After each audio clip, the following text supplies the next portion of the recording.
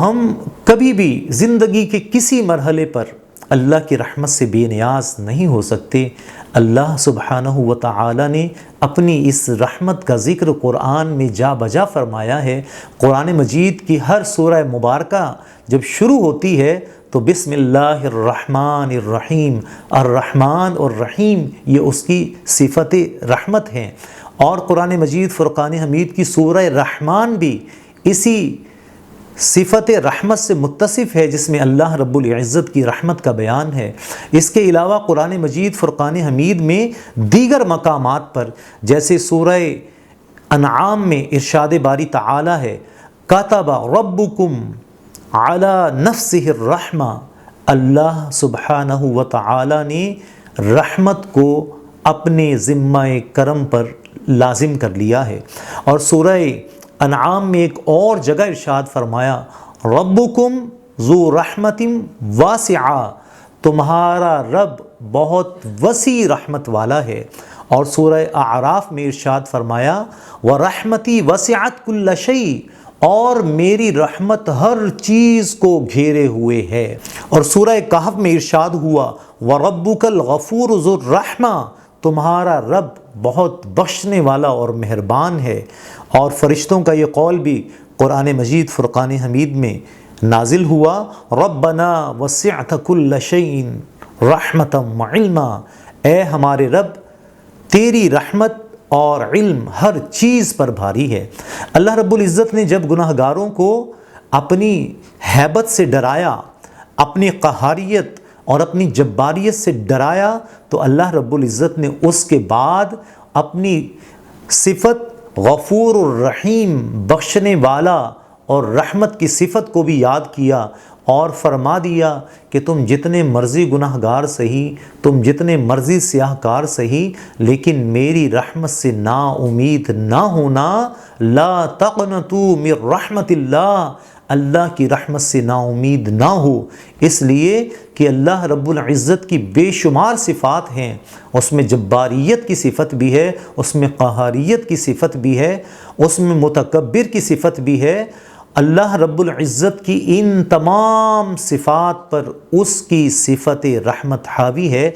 اور ایک اور مقام پر ارشاد باری تعالی ہوا، لا تیئسوا من روح اللہ،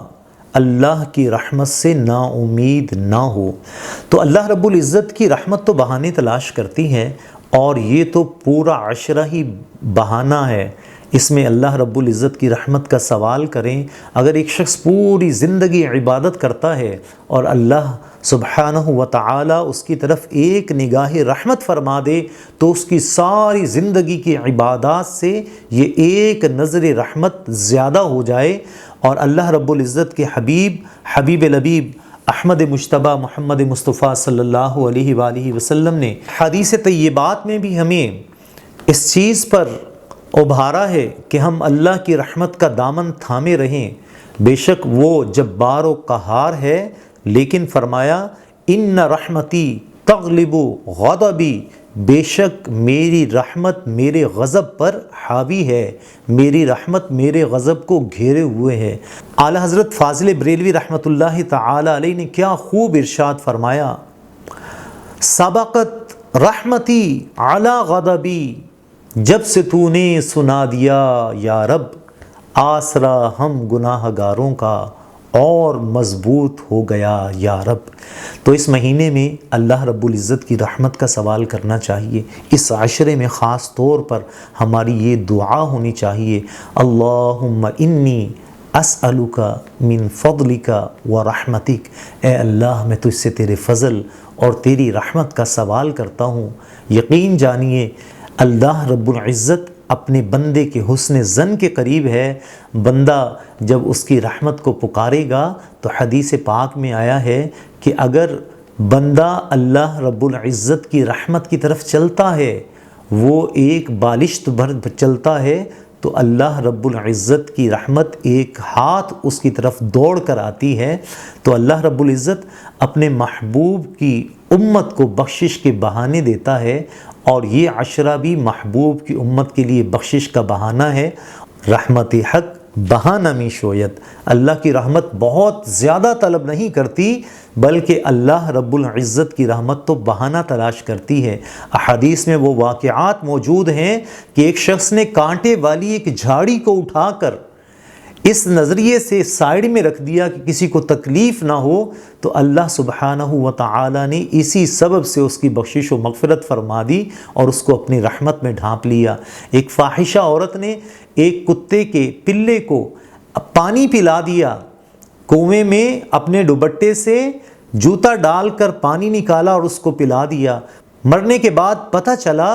کہ یہی عمل اس کی مغفرت کا سبب بن گیا، اور اللہ رب العزت نے اسی عمل پر اس کو رحمت میں ڈھانپ لیا۔ اور ایک اور روایت میں ہے کہ ایک شخص جس نے حدیث کی بڑی خدمت کی تھی، بہت عالم دین تھا، مرنے کے بعد کسی نے پوچھا کیا معاملہ ہوا؟ اس نے کہا جو دین کی خدمت تھی، احادیث کی خدمت تھی، وہ تو ایک طرف، میری مغفرت کا بہانہ کچھ اور ہوا۔ مجھے مرنے کے بعد پتہ چلا کہ ایک مرتبہ میں نے اپنے قلم کو سیاہی میں ڈبویا، جب اس کو نکالا لکھنے کے لیے تو اس پر ایک مکھی آ کر بیٹھ گئی، تو اس سوچ سے میں نے اپنے اس ہاتھ کو روک لیا کہ یہ مکھی نہ جانے کہاں سے آئی ہے، کتنی پیاسی ہے، یہ اپنی پیاس بجھا لے۔ کچھ دیر بعد وہ مکھی خود اڑ گئی،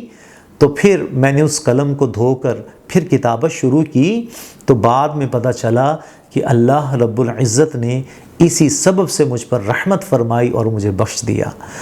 تو اس مہینے میں بھی اور ان ایام میں بھی اور پوری زندگی میں بھی کسی عمل کو چھوٹا سمجھ کر نہیں چھوڑنا چاہیے۔ ہو سکتا ہے اللہ کی رحمت اسی عمل میں ہو، اور کسی چھوٹے گناہ کو بھی نہیں کرنا چاہیے، ہو سکتا ہے اللہ کا غضب اسی گناہ کے اندر پنہا ہو، اور اللہ کی رحمت کا سوال کرتے رہنا چاہیے، اپنے لیے بھی، اپنے والدین کے لیے بھی، اپنے گھر والوں کے لیے بھی، اور حضور کی ساری امت کے لیے رحمت کا سوال کریں۔ اور جو دوسروں کے لیے کوئی سوال اللہ کی بارگاہ میں پیش کرتا ہے، کوئی دعا اللہ کی بارگاہ میں پیش کرتا ہے، تو روایات بتاتی ہیں اگر کوئی مسلمان اپنے دوسرے مسلمان کے لیے دعا کرتا ہے، اس جس کے لیے دعا کی اس شخص کے لیے وہ دعا بعد میں قبول ہوتی ہے، اللہ سبحانہ و تعالی دعا مانگنے والے کے حق میں اس دعا کو پہلے قبول فرما لیتا ہے۔ تو اس مہینے میں ہمیں اپنے دوسرے مسلمان بھائیوں پر اللہ کی رحمت کی دعا کرنی چاہیے، اور اس مہینے میں، اس عشرے میں خاص طور پر اللہ سبحانہ و تعالی کی رحمت کا سوال کرنا چاہیے، اور جان لیں کہ اللہ کی رحمت احسان کرنے والوں کے ساتھ ہے۔ ان رحمت اللہ قریب من المحسنین، اللہ سبحانہ و تعالی نے ارشاد فرمایا بے شک میری رحمت محسنین کے ساتھ ہے، بھلائی کرنے والوں کے ساتھ ہے۔ تو اس عشرے میں دوسرے لوگوں کے ساتھ بھی بھلائی کا معاملہ کریں، اور اپنی ذات پر بھی بھلائی کریں، اپنی اصلاح کریں۔ انشاءاللہ اللہ کی رحمت کا در کھلا ہے، اللہ رب العزت کی رحمت چھما چھم برس رہی ہے، اللہ کی رحمت ہم سے بہانا چاہتی ہے۔ ہم سب اللہ رب العزت کی بارگاہ میں دست سوال دراز کرتے ہیں کہ اللہ سبحانہ و تعالی اس عشرہ رحمت میں ہم گناہ گاروں پر اپنی رحمت کو انڈیل دے، ہم سب پر اپنی رحمت کی بارش فرما دے، ہمارے والدین پر اپنی رحمت کی بارش فرمائے، ہمارے اساتذہ پر اپنی رحمت کی بارش فرمائے، ہمارے گھر والوں پر، ہمارے اعزاء و اقرباء پر، ہمارے تمام بستی والوں پر، تمام شہر اور ملک والوں پر، تمام عالم اسلام پر، حضور کے ہر امتی پر اللہ کریم اس عشرہ رحمت میں اس قدر رحمت کی بارش برسائے کہ وہ سر تاپا اللہ کی رحمت میں غرق ہو جائے اور اللہ کی رحمت میں ڈوب جائے، اس لیے کہ رحمت کے سوا کوئی چارہ نہیں، اور اے اللہ تیرے سوا کوئی نہیں جو رحمت کرے۔ ہم تجھ سے تیری رحمت کا سوال کرتے ہیں، اور تیرے نبی جسے تو نے عالمین کے لیے رحمت قرار دیا، ان کے واسطے سے، ان کے وسیلے سے تیری بارگاہ میں دعا کرتے ہیں، ہم پر ایسی رحمت کی بارش برسا دے جو ہمارے گناہوں کو دھو ڈالے اور ہمارے تمام بگڑے کام سنوار دے اور ہماری تمام حاجتوں کو پورا فرما دے، اور ایسی رحمت جو تیری طرف متوجہ کر دے، تو اس سے لو لگا دے۔ اے اللہ، اپنے اس محبوب مہینے کے عاشرہ رحمت کے تصدق میں ان دعاؤں کو میرے لیے اور تمام سننے والوں کے لیے اور حضور کی ساری امت کے لیے مستجاب فرما، آمین، بجاہ النبی الامین صلی اللہ علیہ وآلہ وسلم۔